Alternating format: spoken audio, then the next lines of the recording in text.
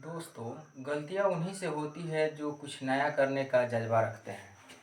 गलतियाँ तो उन्हीं से होती है जो कुछ नया करने का जज़्बा रखते हैं, वरना निकम्मे लोग तो दूसरों की बुराई खोजने में ही लगे रहते हैं। और ये बात 100% सही है।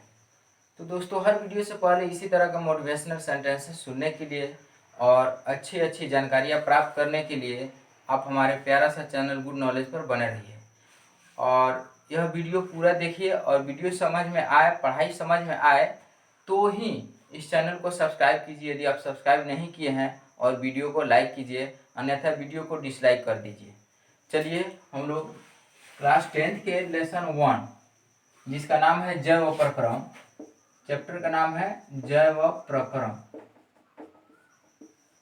इसी चैप्टर को पढ़ेंगे जो सेकेंड पार्ट के रूप में हम लोग पढ़ रहे हैं। इसका फर्स्ट पार्ट का वीडियो बन चुका है, पढ़ाई हो चुकी है।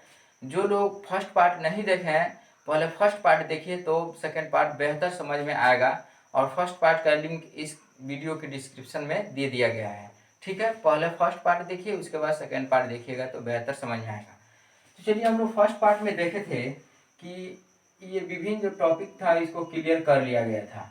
जब प्रक्रम क्या है, पोषण क्या है, शोषण क्या है, उत्सर्जन और परिवहन, या उसको हम लोग कहते हैं वहन। ठीक है, सबसे पहले जब प्रक्रम आता है, एक बार थोड़ा सा मैं याद दिला देता हूँ। जब प्रक्रम का मतलब समझा गया था जीवों में होने वाली विभिन्न तरह की क्रियाएं। जैसे हम लोग सांस लेते हैं और सांस छोड़ते हैं, तो यह एक जीवों का क्या है, लक्षण है। तो कहेंगे सांस लेना और छोड़ना यानी कि श्वसन एक जैव प्रक्रम है। उसी तरह से सभी सजीव भोजन करते हैं, यानी भोजन को अपने शरीर में अवशोषित करने के बाद वो क्या करते हैं, ऊर्जा प्राप्त करते हैं, जिसको हम लोग पोषण नाम देते हैं। इस तरह से पोषण भी क्या है, एक जैव प्रक्रम है।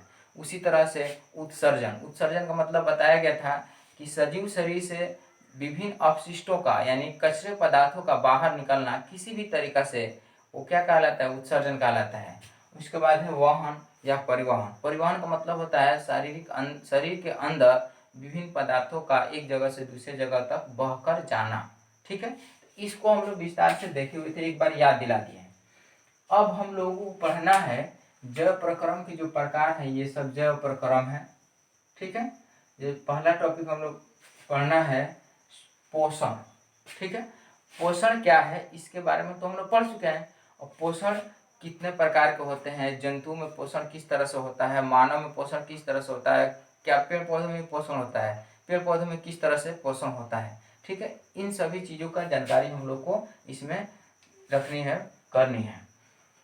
तो फर्स्ट टॉपिक है पोषण के प्रकार। ठीक है, पोषण हम लोग पढ़े थे, जब कोई भी सजीव भोजन ग्रहण करके और उसके भोजन के जो अणु होते हैं उसके टूटने के फलस्वरूप ऊर्जा प्राप्त करता है, तो इस पूरी प्रक्रिया को, इन भोजन ग्रहण करने से लेकर ऊर्जा प्राप्त करने तक की पूरी प्रक्रिया को हम लोग पोषण कहते हैं। इस तरह से पोषण एक जटिल प्रक्रिया है।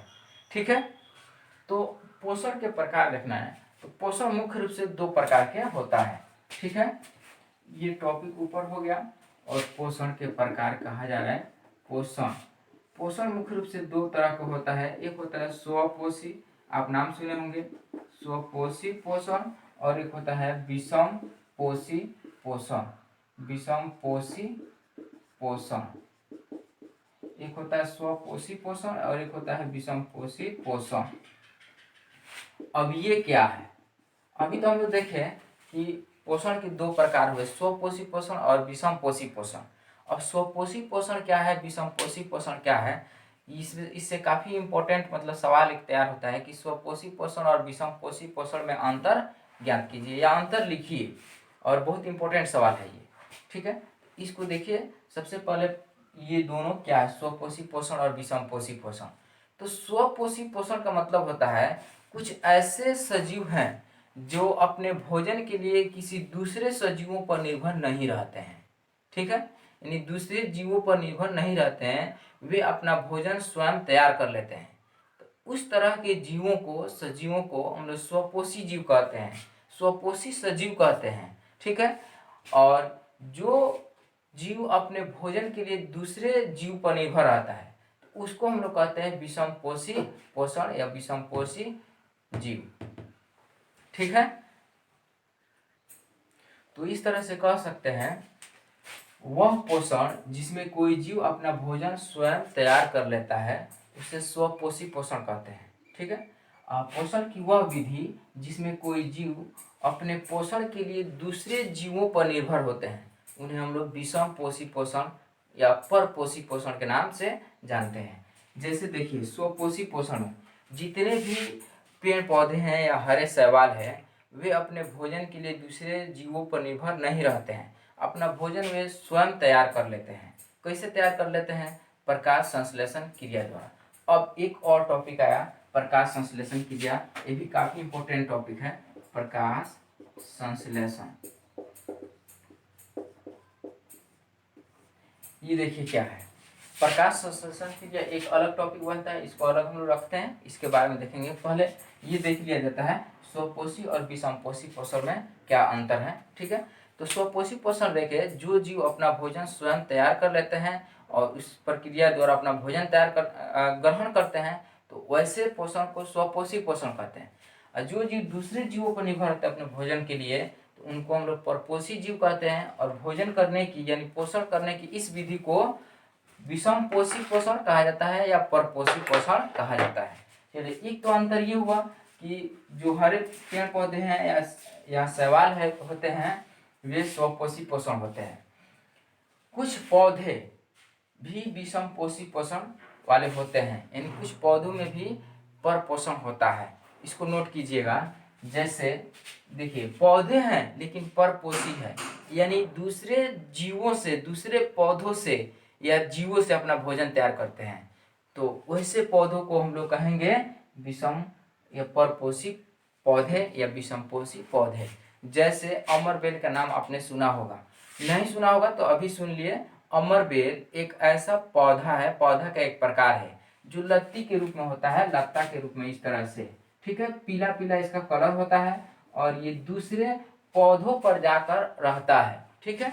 ये रहता है धागा के समान पीला पीला, और जिस पौधा पर इसे रख दिया जाता है उस पौधा के भोजन से ये भोजन को अवशोषित करता है अपने लिए और वहीं से बढ़ना चालू हो जाता है। इसमें न तो जड़ होता है न ही पत्तियां होती है, केवल लताएं होती है। तो ये है अमरबेल। तो अमरबेल क्या है? एक परपोषी पौधा है। उसी तरह से एक और ये अमरबेल हुआ, एक और पौधा का नाम बता दें जिसका नाम है घटपर्णी। क्या नाम है? घटपर्णी। घटपर्णी एक ऐसा पौधा है जो लगभग कंटीला होता है और इसके पत्तियों में एक ऐसी खासियत होती है कि यदि कीड़ा मकोड़ा इसके आस पास आता है या इस पर बैठता है कोई कीड़ा मकोड़ा आकर, तो पत्तियां इसको अपने आप में सिकुड़ा लेती है और बंद कर लेती है और पौधा अपना भोजन कर लेता है। यानी ये भी कीटभक्षी पौधा है। ठीक है। इस घटपर्णी को हम लोग कीटभक्षी पौधा के नाम से जानते हैं। और अमरबेल देख रहे हैं हम लोग, परपोषी पौधा है। तो इस तरह से देखें कि दो अभी पौधा का नाम देखे, घटपर्णी और अमरबेल, जो परपोषी है। और स्वपोषी परपोषी में मुख्य अंतर यही है कि स्वपोषी पोषण में जीव अपना भोजन स्वयं तैयार करता है, विषमपोषी पोषण में जीव अपने भोजन के लिए दूसरे जीवों पर निर्भर रहता है। ठीक है। दूसरा अंतर देखिए, स्वपोषी पोषण के लिए क्लोरोफिल आवश्यक होता है। ये डिफरेंस बोल रहे हैं, अंतर बोल रहे हैं दोनों में। इसमें क्लोरोफिल की आवश्यकता होती है। क्लोरोफिल क्या है? तो पेड़ पौधों की पत्तियों में क्लोरोफिल होने के कारण ही उसका रंग हरा होता है। ये भी काफी इंपॉर्टेंट सवाल है, पत्तियों का रंग हरा क्यों होता है?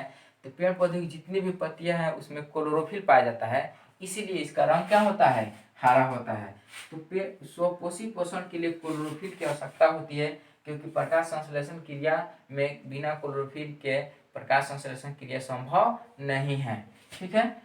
तो यही कारण है कि अमरबेल ये पीला कलर का होता है, ये इसमें क्लोरोफिल नहीं होने के कारण ये हरा नहीं होता है और अपना भोजन तैयार नहीं कर पाता है।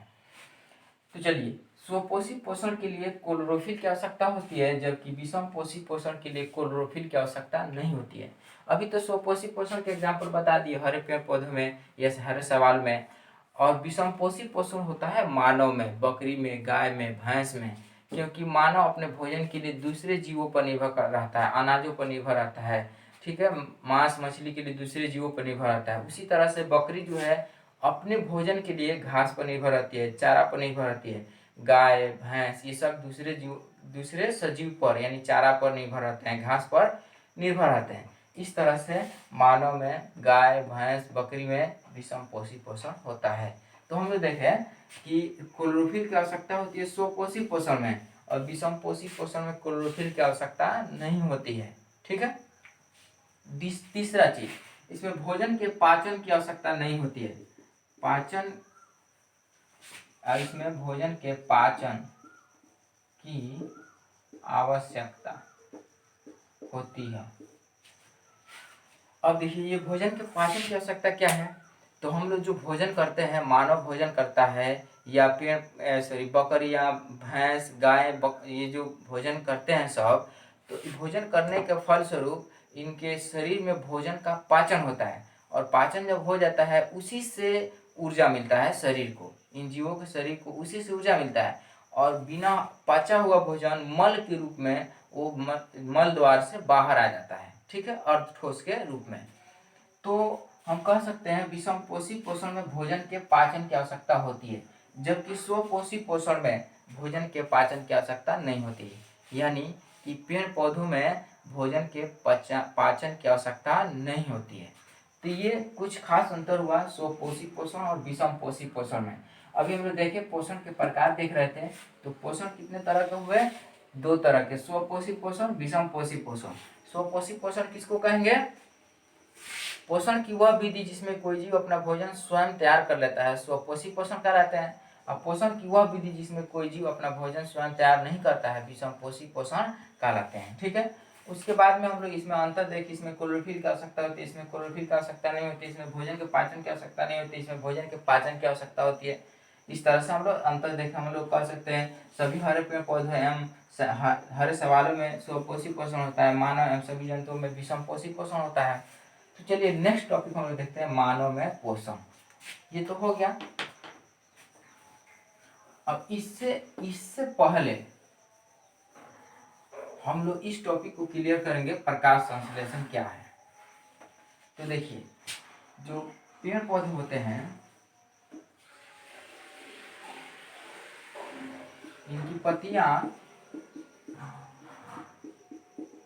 पेड़ पौधों की जो पत्तियां होती है उसमें क्लोरोफिल पाया जाता है। अभी बताए हैं क्लोरोफिल के कारण, जिसको हम लोग हिंदी में पर्णहरित भी कहते हैं। ठीक है, पर्णहरित या क्लोरोफिल, पर्णहरित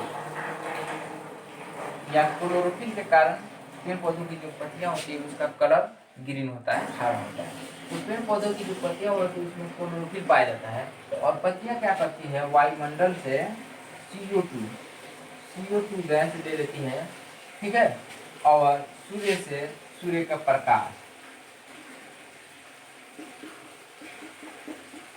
सूर्य का प्रकाश ले लेती है, और इसमें क्या पाया जाता है, क्लोरोफिल।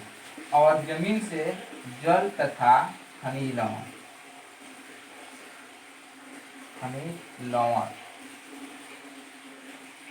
देखिए इतना फिगर को आप माइंड में रखिएगा, प्रकाश संश्लेषण आपके सामने झलकने लगेगा। ठीक है, इससे पहले जिस तरह से प्रकाश संश्लेषण समझे हैं, थोड़ा सा इसके हिसाब से देखिए, ऐसे लगेगा आपके सामने प्रकाश संश्लेषण की क्रिया हो रही है, पेड़ पौधे अपना भोजन तैयार कर ले रहे हैं।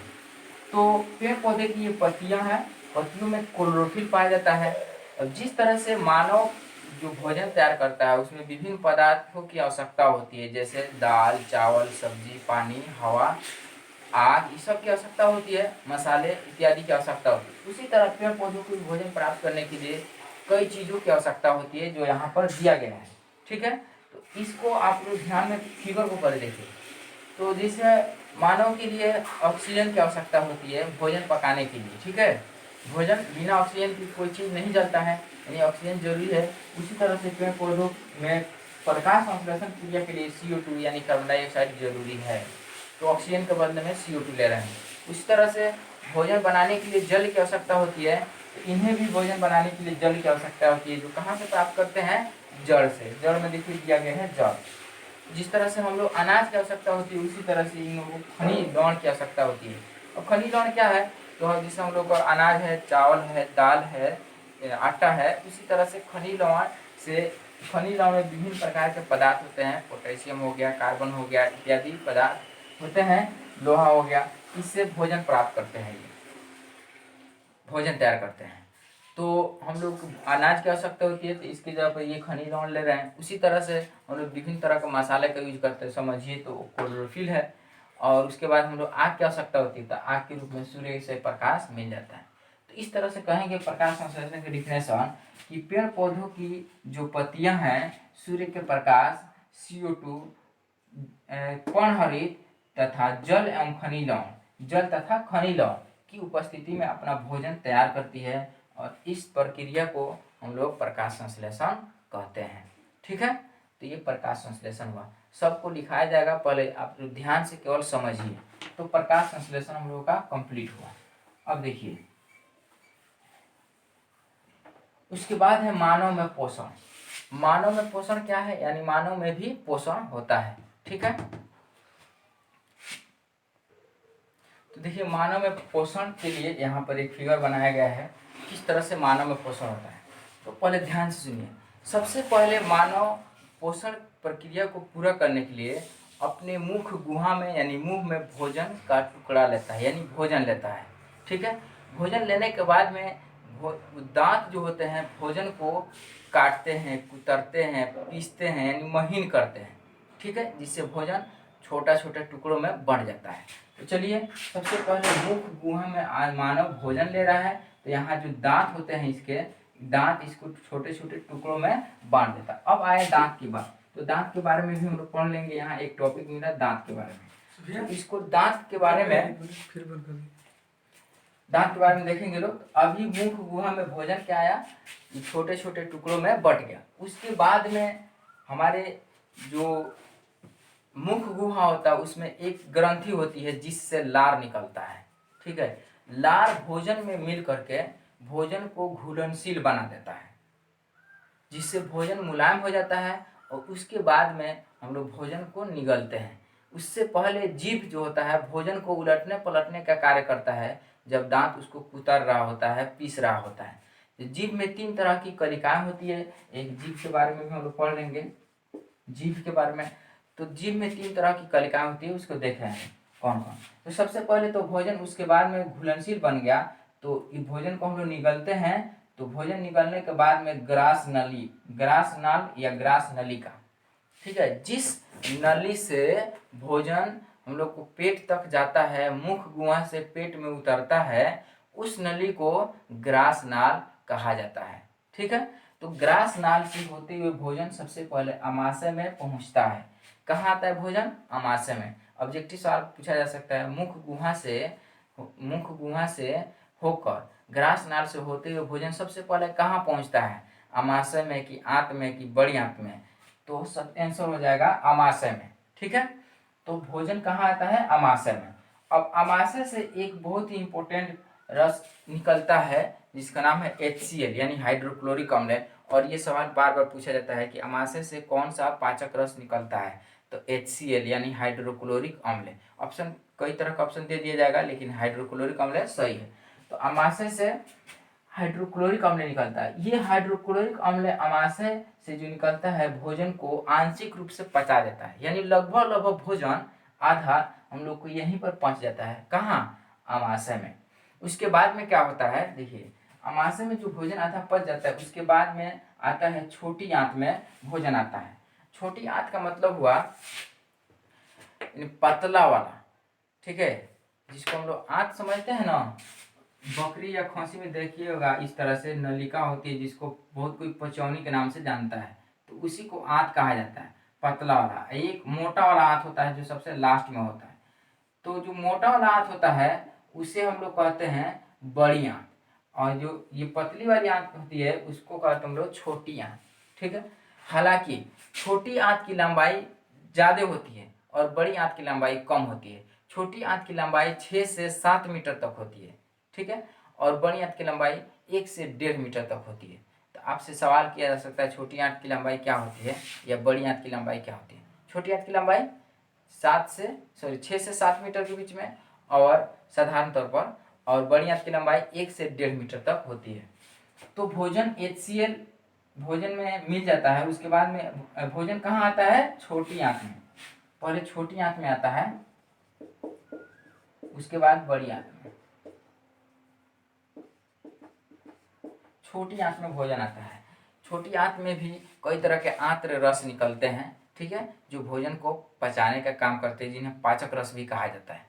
अब ये छोटी आंत में भोजन में मिलकर भोजन को पूर्ण रूप से पचा देते हैं, यानी पूरा पूरा भोजन किस आंत में पच जाता है? छोटी आंत में ही पच जाता है, और वहीं से भोजन से जो ऊर्जा प्राप्त होता है अवशोषित कर लिया जाता है। उसके बाद भोजन चलता है बड़ी आंत में। तो बड़ी आंत में जब भोजन जाता है तो वहाँ पर बड़ी आंत क्या करता है? भोजन में से कुछ जल जो होते हैं उसको अवशोषित कर लेता है, और कुछ जो आवश्यक पदार्थ चला गया था बड़ी छोटी आंत में अवशोषित नहीं हो पाया था, जो बड़ी आंत में चला गया उसको भी अवशोषित कर लेता है।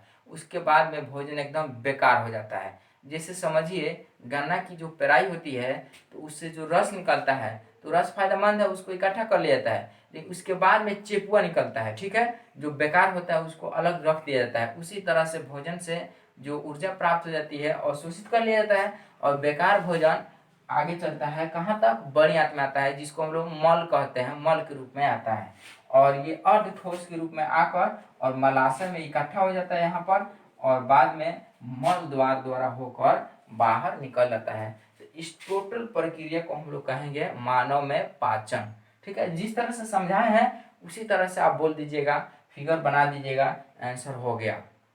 अब चलते हैं यहाँ पर दांत के बारे में आया। तो दांत जो हम लोगों के लिए एक काफी महत्वपूर्ण अंग है, दांत मानव शरीर के लिए। यदि दांत न हो तो आप बहुत से चीजों को नहीं खा पाइएगा। जैसे रोटी को कैसे मतलब उसको काटिएगा, गन्ना कैसे खाइएगा, या बहुत ऐसी मिठाइयाँ होती है जो कड़ी होती है उसको कैसे खाइएगा।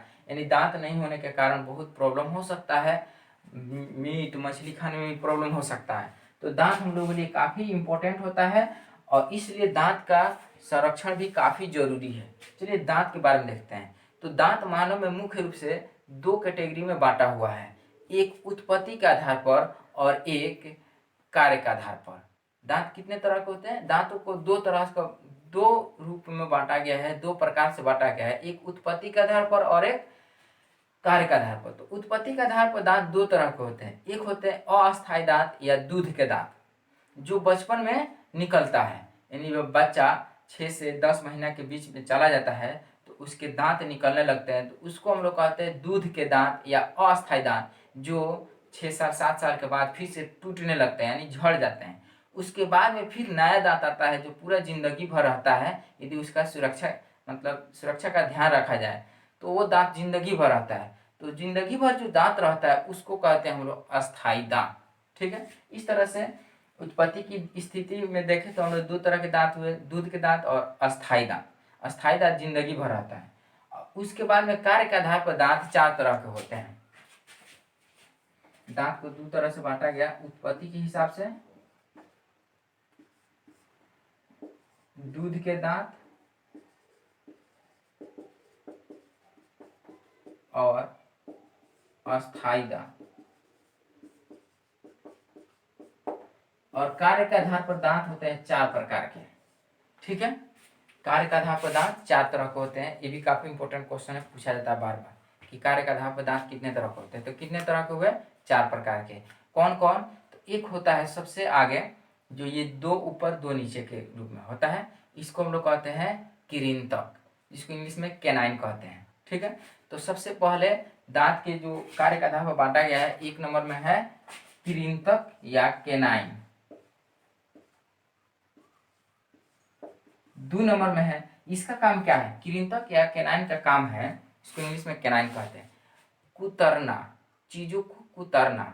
जैसे मान लीजिए एक धागा है, तो धागा को काटना है तो हम लोग यहाँ ऊपर रखकर इस तरह से कुतर देते हैं हल्का सा, ठीक है। उसी तरह थोड़ा सा कोई पतला चीज होता है, इसको कुतर देते हैं। तो ये हुआ किरींतक या कैनाइन। उसके बाद में आता है रदनक। दूसरा प्रकार है रदनक। रदनक का काम है चीरना या फाड़ना। रदनक चीरने अथवा फाड़ने का कार्य करता है। जैसे हम लोग बगल साइड में इधर दांत होता है जिससे गाना खाते हैं हम लोग, तो वो होता है चीरने वाला या फाड़ने वाला, तो उसको हम लोग कहते हैं रदनक। तो दूसरा दांत का प्रकार है रदनक या एनसाइजर। इंग्लिश में इसको एनसाइजर कहते हैं, इंग्लिश में इसको कैनाइन कहते हैं। इसके बाद में आता है एक और दांत का प्रकार है जिसका नाम है मोलर या चौवर्णक। चौवर्णक या मोलर। मोलर या चौवर्णक का मतलब हुआ चबाने वाला, ठीक है। तो इसको अग्र चौवर्णक कहेंगे पहले। अग्र चौवर्णक यानी आगे का दांत जो चबाने वाला होता है। यहाँ से कृंतक के बाद में आता है रदनक। रदनक के बाद में आ जाता है कौन? अग्र चौवर्णक, यानी मोटा वाला दांत जहाँ पर हम लोग किस चीज को चबाते हैं, ठीक है। उसके बाद आता है चौवर्णक दांत। चौवर्णक जहाँ पर किस चीज को पीस पीस कर महीन किया जाता है। इसका भी काम है चबाना, पीसना, दांतों को सॉरी भोजन को पीसना और महीन करना। तो दांत चार तरह के हुए। कार्य के आधार पर कृंतक काम है कुतरना, रदनक काम है चीना फाड़ना, अग्र चौवर्णक काम है चबाना, चौवर्णक काम है पीसना, महीन करना। इस तरह से हम लोग दांत के बारे में देखें।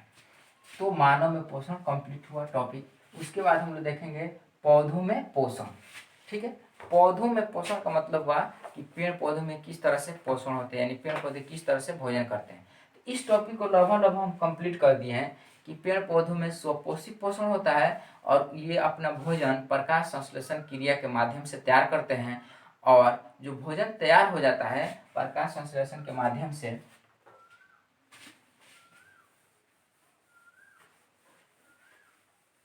इसके पहले एक और टॉपिक बच गया जीभ। जीभ हम लोग के लिए एक बहुत ही महत्वपूर्ण ज्ञान इंद्रिय है जिससे स्वाद का पता चलता है।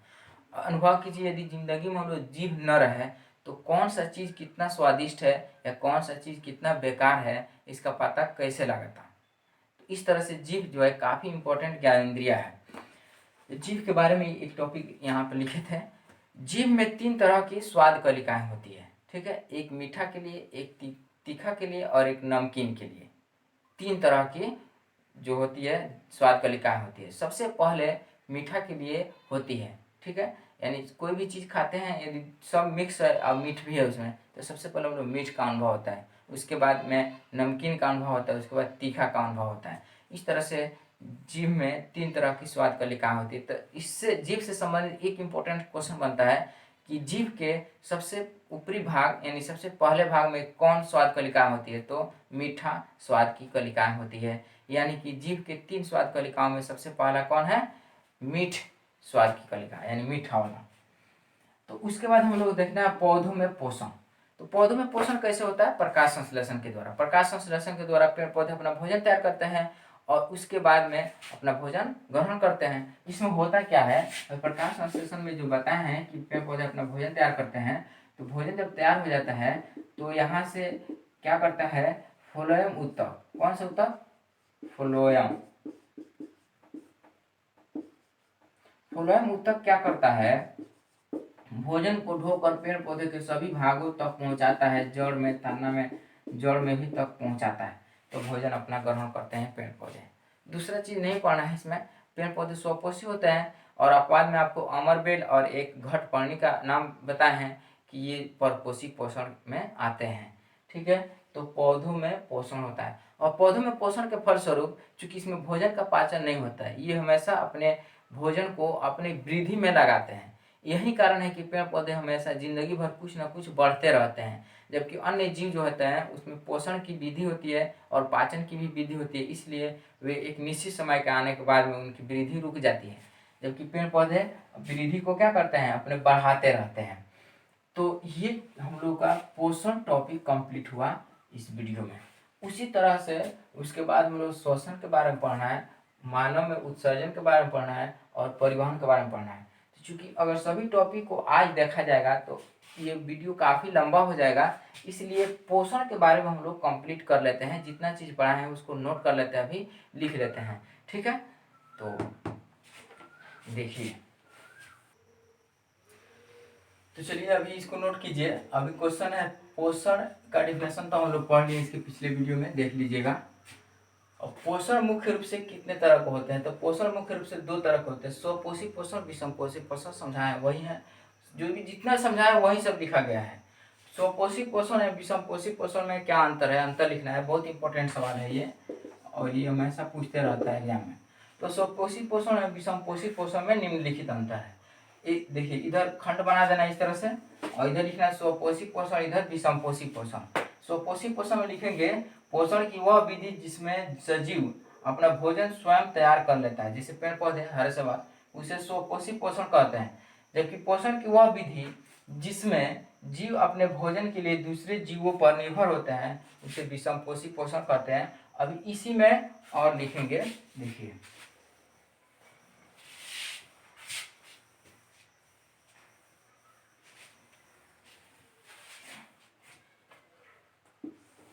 आप इसके नीचे लिखिएगा 2 नंबर में, इसमें जगह नीचे नहीं इसलिए वहां लिखे।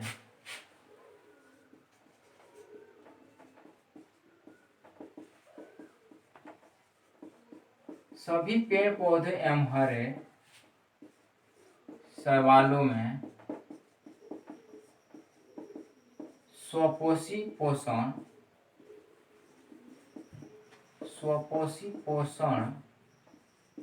होता है। ठीक है,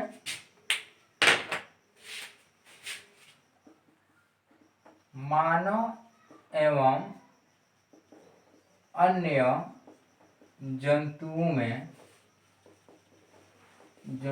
में विषमपोषी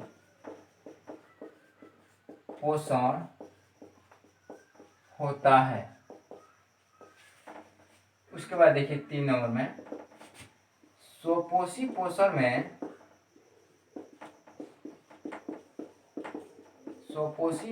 में भोजन के पाचन की आवश्यकता नहीं होती है, जबकि विषमपोषी पोषण को परपोषी पोषण भी कहते हैं। विषमपोषी पोषण में भोजन के पाचन की आवश्यकता होती है। एक और लिख लीजिए, स्वपोषी पोषण के लिए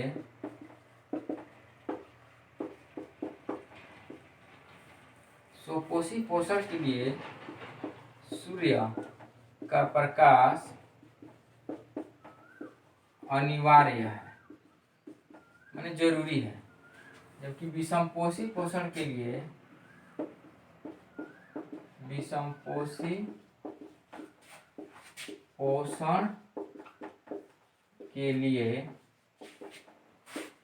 सूर्य का प्रकाश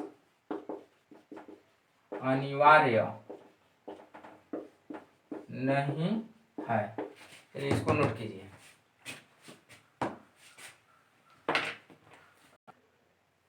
उसके बाद इसको नोट कीजिए, क्वेश्चन है 2 ऐसे पौधे का नाम बताइए जिसमें परपोषी पोषण यानी विषमपोषी पोषण होता है। तो अमरबेल और घटपर्णी दोनों के बारे में बताए हैं कैसे अपना भोजन करते हैं। नेक्स्ट क्वेश्चन है, इंपॉर्टेंट सवाल है, कहा जा रहा है प्रकाश संश्लेषण क्रिया से क्या समझते हो, या प्रकाश संश्लेषण क्या है। तो पेड़ पौधों की हरी पत्तियां जब आ गया, शब्द आ गया हरी पत्ती, इसका मतलब उसमें क्लोरोफिल जरूर होगा। तो पेड़ पौधों की हरी पत्तियां सूर्य के प्रकाश, CO2 यानी कार्बन डाइऑक्साइड, जल तथा खनिज लवण की उपस्थिति में अपना भोजन तैयार करती है। इस क्रिया को या प्रक्रिया को प्रकाश संश्लेषण क्रिया कहते हैं। जैसे यहाँ पर इक्वेशन दिखा देंगे तो टोटल नंबर मिल जाएगा। जैसे 6CO2 + 12H2O C6H12O6, यही है glucose, plus 6O2 + 6H2। Next question है, पत्तियों का रंग किसके कारण हरा होता है। तो क्लोरोफिल कहिए या परहरित, इसको हिंदी में कहेंगे। ठीक है, नेक्स्ट क्वेश्चन यहाँ है, प्रकाश संश्लेषण क्रिया के दौरान कौन कौन सी घटनाएं घटित होती है। ठीक है, यानी प्रकाश संश्लेषण क्रिया जब हो रही होती है तो उस समय क्या क्या होता है पेड़ पौधों के अंतर्गत, पत्तियों के अंतर्गत। तो देखिए जब प्रकाश संश्लेषण क्रिया हो रही होती है उस समय क्लोरोफिल प्रकाश ऊर्जा को अवशोषित कर रहा होता है। ठीक है, यानी सूर्य के प्रकाश ऊर्जा को खींच रहा होता है। दूसरा घटना होता है प्रकाश ऊर्जा को रासायनिक ऊर्जा में बदलना, यानी प्रकाश ऊर्जा जो क्लोरोफिल उसको अवशोषित कर रहा है, उसको अवशोषित करके उसके बाद में उसको किस ऊर्जा में कन्वर्ट हो रहा है, रासायनिक ऊर्जा में। उसके बाद जल ऊर्जा, जल के अणुओं का हाइड्रोजन एवं ऑक्सीजन में टूटना, जो जल लेता है उसका जो जड़ नीचे से ऊपर की ओर, वो जल जाकर हाइड्रोजन और ऑक्सीजन में टूट जाता है, क्योंकि जल का अणुसूत्र होता है H2O, यानी इसमें हाइड्रोजन है और क्या है, ऑक्सीजन है, तो हाइड्रोजन और ऑक्सीजन में टूट जाता है। उसके बाद CO2 कार्बोहाइड्रेट में बदलना, अपचयन, यानी CO2 जो वायुमंडल से लेता है उसके उपस्थिति में C6H12O6 यानी कार्बोहाइड्रेट बनता है। नेक्स्ट क्वेश्चन है पेड़ पौधों में गैसों का आदान प्रदान किसके द्वारा होता है, यानी पेड़ पौधे भी तो हवा लेते हैं छोड़ते हैं, तो किसके द्वारा, तो पत्तियों के सतह पर छोटे छोटे छिद्र होते हैं जिसे हम लोग रंध्र या संरंध्र या एस्टोमाटा के नाम से जानते हैं। इस तरह से ये इसको आप लोग नोट कीजिए।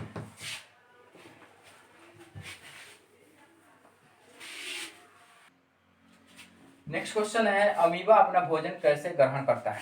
जी हाँ दोस्तों, अमीबा जो है एक कोशिकीय जीव है और यह अपना भोजन कुटपाद या पदार्थ की सहायता से ग्रहण करता है, यानी एक तरह के इसके चारों ओर एक संजाल होता है, जाल होता है, जहाँ रहता है वो चारों तरफ बिछ जाता है संजाल, और उसमें उसका भोजन आकर पच जाता है, उसके बाद में उसको ग्रहण कर लेता है, तो उसको हम लोग जिसमें ग्रहण करता है उसको हम लोग कुटपाद या पदार्थ के नाम से जानते हैं। नेक्स्ट क्वेश्चन है दांत कितने प्रकार के होते हैं, तो बताए थे दांत दो तरह से विभाजित किया गया है, एक उत्पत्ति के आधार पर और दूसरा कार्य के आधार पर। तो उत्पत्ति के आधार पर दांत दो तरह के होते हैं, एक दूध के दांत और एक अस्थायी दांत। अस्थायी दांत जिंदगी भर रहते हैं, क्योंकि अस्थायी दांत जो है अगर उसके साफ सफाई रखा जाए तो वो जिंदगी भर मतलब बर्बाद, जिंदगी बीत जाने के बाद तक वो सुरक्षित रहते हैं, बर्बाद नहीं होते हैं। और दूध के दांत जो है वो 4 साल 5 साल या 10 साल के अंदर में झड़ जाते हैं, टूट जाते हैं। और कार्य के आधार पर दांत 4 प्रकार के होते हैं, कृंतक या कैनाइन, रदनक या एंसाइजर, उसका अग्रचौवर्णक या प्रीमोलर और चौवर्णक या मोलर। इस तरह से दांत के ये प्रकार हुए। अब चलते हैं दांत के कौन कौन से कार्य हैं, इसको देख रहे हैं। तो नेक्स्ट हम लोग का क्वेश्चन हो जाएगा दांत के मुख्य कार्य कौन कौन है। ठीक है, एक में हम लोग देखते हैं कृंतक का क्या काम है, इसका उतरना। दो में देखते हैं रदनक, इसका काम क्या है, चीरना, चीरना या फाड़ना। 3 नंबर में है अग्रचौवर्णक, इसका काम क्या है, चबाना। और एक लास्ट में है चौवर्णक, चौवर्णक जिसका काम है पीसना या चबाना। इस तरह से दांत के 4 कार्य हुए। दांत जो हम लोग को ईश्वर द्वारा प्रदान किया गया है, यह शरीर का सबसे कठोर अंग होता है, शरीर का सबसे कड़ा अंग होता है, और यह इनेमल का बना होता है, इनेमल कहिए या इनेमल कहिए, इसी के कारण दांत इतना कठोर होता है। तो नेक्स्ट क्वेश्चन हम लोग ये भी पूछा जा सकता है, शरीर का सबसे कठोर अंग कौन है, आंसर हो जाएगा दांत। नेक्स्ट क्वेश्चन ये भी हो सकता है दांत किसके किसके बने होते हैं, तो आंसर हो जाएगा इनेमल, इनेमल का, या इसको हम लोग कहते हैं दंत वाल्क का। दंत वाल्क उसी को हिंदी में कहते हैं, इनेमल को दंत वाल्क कहते हैं। चलिए हो गया। उसके बाद हम लोग नेक्स्ट क्वेश्चन देखते हैं। चलिए देखिए, सबसे पहले ये क्वेश्चन है मानव पाचन तंत्र, मानव में पाचन तंत्र का सचित्र वर्णन करना है, यानी चित्र बनाकर उसके बारे में लिखना है, मानव पाचन तंत्र के बारे में जो समझाए हैं। तो लिखा गया मानव में मुख, गुहा, ग्रास, नाल, आमाशय, आंत इत्यादि मिलकर एक विशेष तंत्र का निर्माण करते हैं जिसे हम लोग पाचन तंत्र कहते हैं। तो ये पाचन तंत्र के विशेष अंग हो गए, ठीक है। उसके बाद क्रिया होती है इसमें, देखिए क्या होती है। सर्वप्रथम जब भोजन मुख में लेकर दांत से महीन किया जाता है, भोजन जब भोजन करते वक्त जब मुंह में भोजन लिया जाता है, उसके बाद दांत क्या करते हैं, उसे कुतरता है, महीन करता है, पीसता है। तो उसी वक्त लार भोजन में मिलकर भोजन को क्या करता है, मुलायम बना देता है। उसके बाद इसके बाद में भोजन को निगलने पर, जब लोग भोजन निगलते हैं तो किस नाल से होते हुए जाता है, ग्रास नाल। इसको पहले पता है ना, इस फिगर को भी बनाना है। ग्रास नाल से होते हुए आमाशय में पहुंचता है, जहां भोजन को, आमाशय से भोजन को क्या मिलता है, HCl मिलता है, जो पाचक रस के रूप में HCl मिलता है, जिससे भोजन का क्या होता है, आंशिक पाचन हो जाता है। ठीक है, आगे इसमें लिखेंगे हम लोग। चलिए देखिए, जिससे भोजन का आंशिक पाचन हो जाता है, कहाँ पर, आमाशय में। जो आमाशय से जो HCl निकलता है उससे भोजन का आंशिक पाचन हो जाता है। इसके बाद भोजन कहाँ पहुँचता है, छोटी आंत में। छोटी आंत में भी कई तरह के आंत्र रस निकलते हैं जो भोजन में मिलकर भोजन को पूर्ण रूप से पचा देते हैं। उसके बाद भोजन कहाँ जाता है, बड़ी आंत में। बड़ी आंत में भोजन पहुँचता है जहाँ पर भोजन में उपस्थित कुछ लाभदायक पदार्थों को, आवश्यक पदार्थों को और जल को अवशोषित कर लिया जाता है उसके द्वारा भी। उसके बाद भोजन जो है अर्ध ठोस रूप में आ जाता है और वह मल के रूप में मल द्वार से होते हुए बाहर निकल जाता है। तो इस तरह से पूरी प्रक्रिया जाकर क्या होती है, कंप्लीट होती है पाचन तंत्र का। इसको लिख करके और इसका फिगर बना देना है। 5 नंबर में ये क्वेश्चन पूछा जाता है, इंपॉर्टेंट क्वेश्चन है। अगला टॉपिक जो है अगले वीडियो में हम लोग देखेंगे, तब तक इतना आप लोग कंप्लीट कीजिए। और वीडियो अच्छी लगी हो, पढ़ाई समझ में आया हो तो इसे ज़्यादा से ज़्यादा शेयर कीजिए और वीडियो को लाइक कीजिए। सबसे ज़्यादा इसको शेयर कीजिए और लाइक कीजिए। चैनल को जो सब्सक्राइब नहीं किए हैं वो चैनल को सब्सक्राइब भी कीजिए। Thank you.